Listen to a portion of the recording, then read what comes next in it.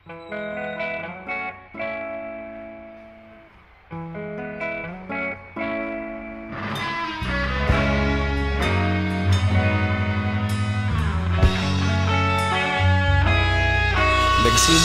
ang lahat sa eskwela, nagsama-samang 12 sa kalokohan at sa tuksuhan, hindi maawat sa isa't isa. Madalas ang standby sa cafeteria, isang barkada na kay saya.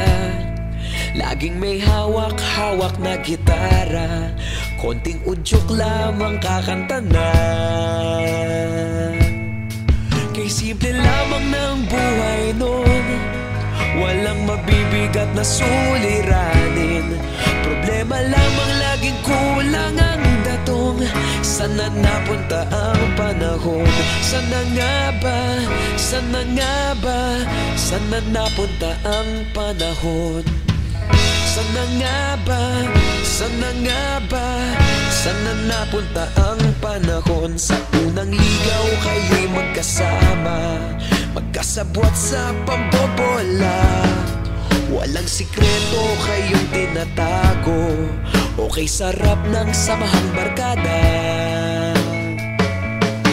Nagkawatakan na sa kolehiyo, kanya-kanya na ang lakaran. Kahit minsan na lang kung magkita, pagkakaibigay hindi nawala. At kung saan na napadpad ang ilan, sa dating eskwela meron din naiwan. Meron pa ngang mga ilang nawala na lang, nakakamiss ang dating samahan. Sana nga ba? Sana nga ba? Sana nga bang barkada ngayon? Sana nga ba? Sana nga ba?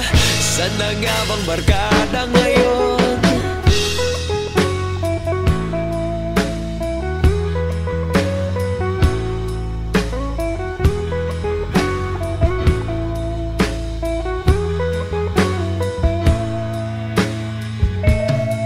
Ilang taon din ang nakalipas, wala pa sa aming tatay na nagsusumikap upang yumaman at guminhawang kinabukasan.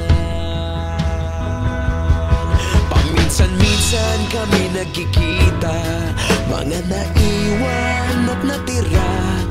At gaya nung araw namin sa eskwela, pag magkasama'y nagwawala.